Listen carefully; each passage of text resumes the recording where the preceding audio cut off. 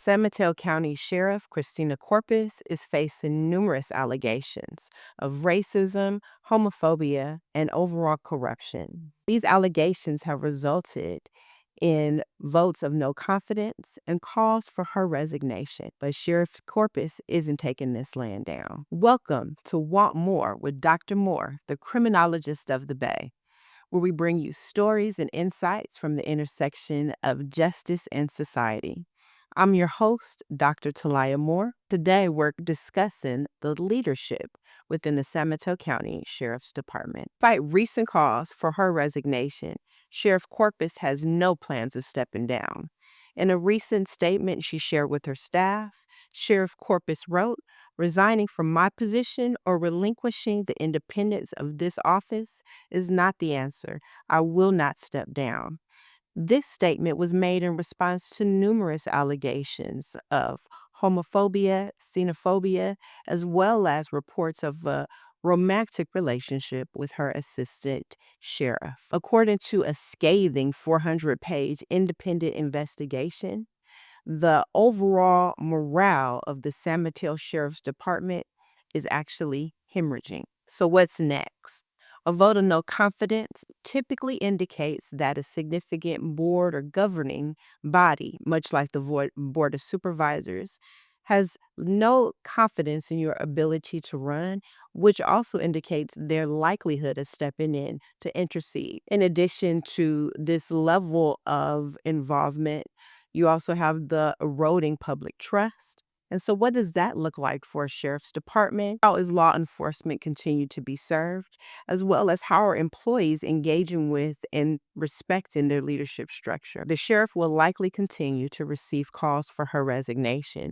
And so what does this look like in a leadership structure, and what can Sheriff Corpus anticipate in the days to come? The sheriff's office may need to reassess its policies as well as look at funding allocations because changes result in a lot of changes across the board. And so, as the sheriff is continuing to be embedded in this ongoing call for her resignation, a host of changes can possibly ensue. Vote can also impact community relations. This could result in protests, riots, and overall calls on the public's end for changes across the board in the entire leadership structure. So we don't know what that could result in. In addition, there may be other legal implications where people may be sued, individuals, the entire sitting board, as well as the board of supervisors coming in and deciding what next steps will occur should the leadership structure change. Sheriff Corpus has received numerous votes of no confidence from sergeants and lieutenants and agencies and unions that represent them,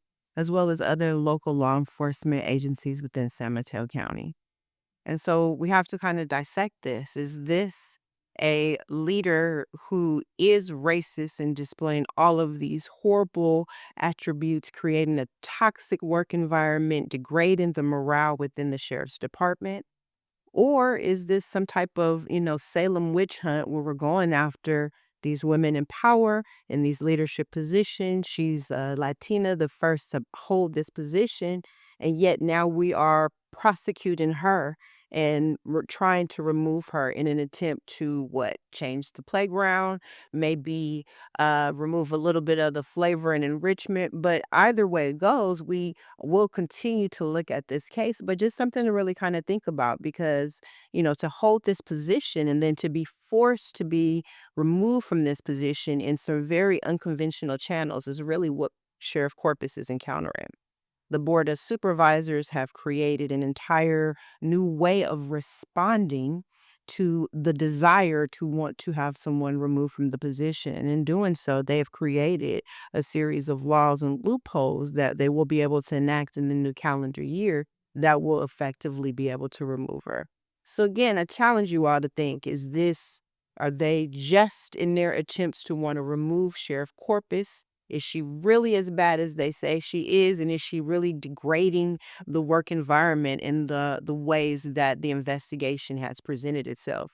400 pages, that's a lot of scathing information. But on the flip side, we do have to look at the fact that she is a woman of color and power. And her being alpha female and ruling with a strong arm wouldn't necessarily be seen as negative if she was delivering it and it was coming from one of her male counterparts. The situation following a vote of no confidence is really touch and go.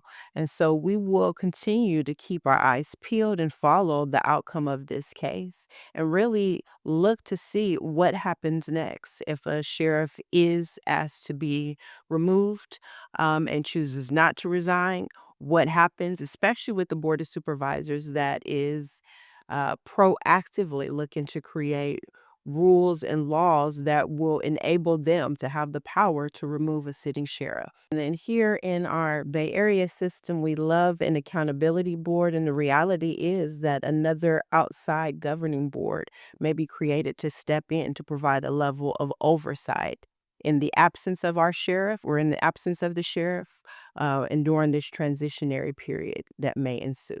Stay tuned, and I hope that you will continue to follow this case. I know I will. With that, thank you for tuning in to this episode of Want More with Dr. Moore, the criminologist of the Bay. Remember to educate, empower, and enact the changes you want to see. Want more.